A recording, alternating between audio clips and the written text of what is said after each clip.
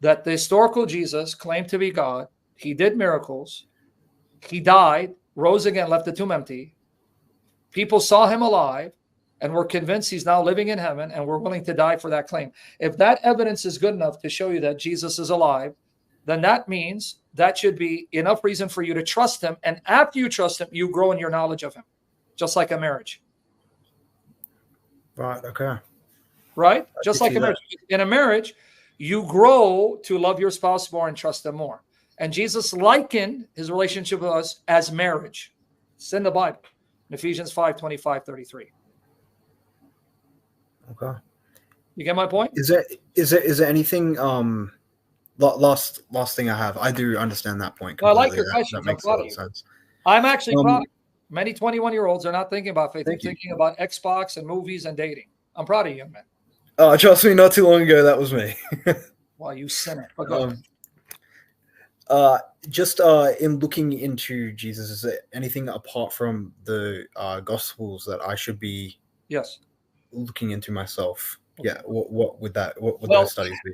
If you want to be convinced of the truth of Christianity, you have to examine the life of the historical Jesus, meaning who was the Jesus of history? Now, the oldest sources on the life of Jesus, and I'm not speaking as a Christian now.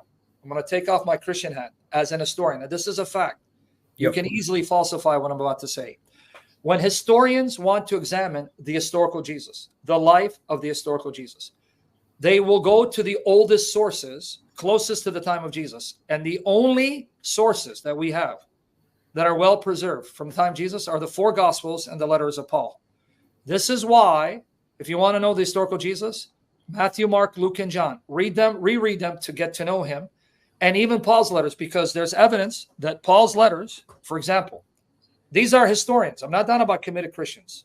People like the most infamous critic of Christianity is Bart Ehrman, who lost his faith. But as an historian, he's written books proving that the historical Jesus existed. And he'll tell you that the sources we turn to are the Gospels because they're first century sources. We don't have any sources earlier than them. Everything else comes from second century and the letters of Paul. Paul wrote his first letter, 1 Thessalonians, around 49 AD. 49 AD. That means if he's writing 49 AD, he's writing within less than 20 years of Jesus' death and resurrection. That's where you begin with the oldest documents, the sources written by the eyewitnesses to Christ, closest to life, to see what he said, what he claimed, and what happened to him.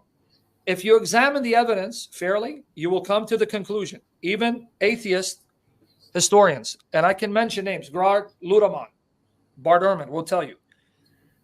As facts of history, we can establish the following. Christ was killed. We know that as a fact. He was buried, right, in another man's tomb, Joseph Mary. Now, Bart Ehrman questions the burial story, but the majority of historians say, no, that is solid. That is one fact that's indisputed. Why?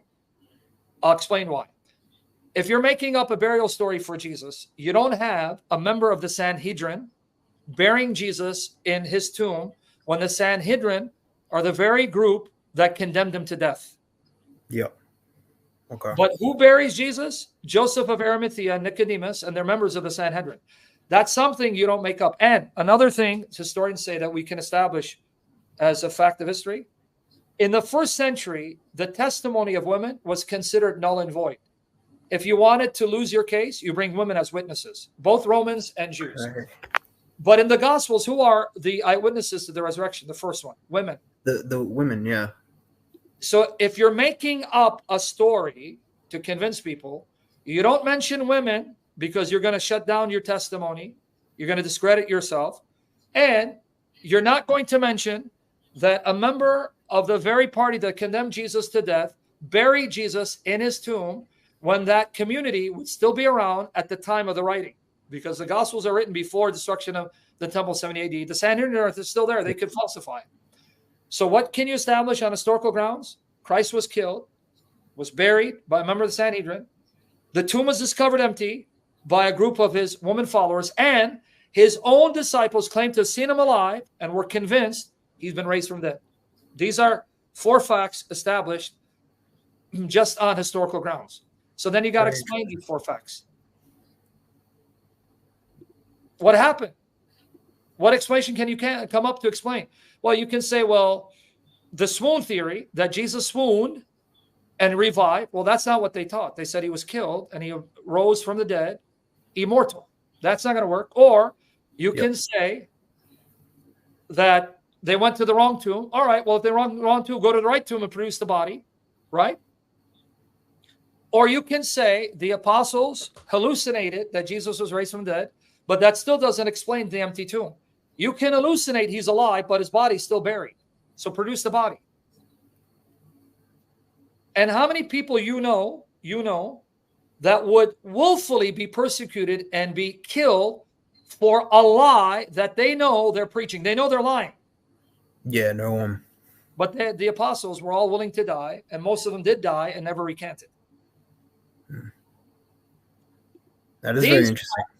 These are the facts that will then lead to someone say, you know what? Jesus is alive. He is risen. He's not dead. And if he's alive and he rules from heaven, then he is Lord and he will come to judge me, because he said he's going to come to judge the world in righteousness. Then that means I need to give my life to him. And then your knowledge of the Bible will grow. You start with that. Awesome. Well, I appreciate your time. Thank you very much. John says only Mary went to the tomb. Have you heard that argument? I'm going to destroy that one. Watch. Yep. You know, in Mark, Matthew, Luke, a group of women went, right? But in John, only Mary went to the tomb. That's what you'll tell you, right? Only Mary, because John mentions Mary. Now, let me destroy that argument. Can you open up John 20 and read verses 1 and 2? John 20 and read verses 1 and 2. Yes, I do have it. John 20 verses 1 and 2. See what it's John 20 verses 1 to 2. And we got, now on the first day of the week, Mary Magdalene came to the tomb early while it was still dark and saw that the stone had been taken away from the tomb. Before you go on, I'll read John 20 verses 1 and 2. And it says here, now on the first day of the week, Mary Magdalene came to the tomb early while it was still dark and saw that the stone had been taken away. So she ran and went to Simon Peter and to the other disciple, the one whom Jesus loved, and said to them, they have taken the Lord out of the tomb, and we do not know where they have laid him. You guys see the contradiction? Matthew, Mark, Luke says a group of women went. Mary Magdalene was one of them. But here John says Mary went. Mary Magdalene. Mary went. See, contradiction. Guys, you see what the supposed contradiction is? No, it isn't. Because the idiots didn't read what she said. In verse 2, look what she said. So she ran and went to Simon Peter and the other disciple, the one whom Jesus loved, and said to him, they have taken the Lord out of the tomb, and we do not know where they have laid him. She even says she wasn't alone. We. So even in the report where John mentioned Mary, didn't mention any other woman, John did not think for a moment she went alone. The fact that he didn't mention any other woman doesn't mean other women weren't present, because he records Mary saying, we don't know. Okay? All right, now I hope that answers you, brother. I hope you're blessed.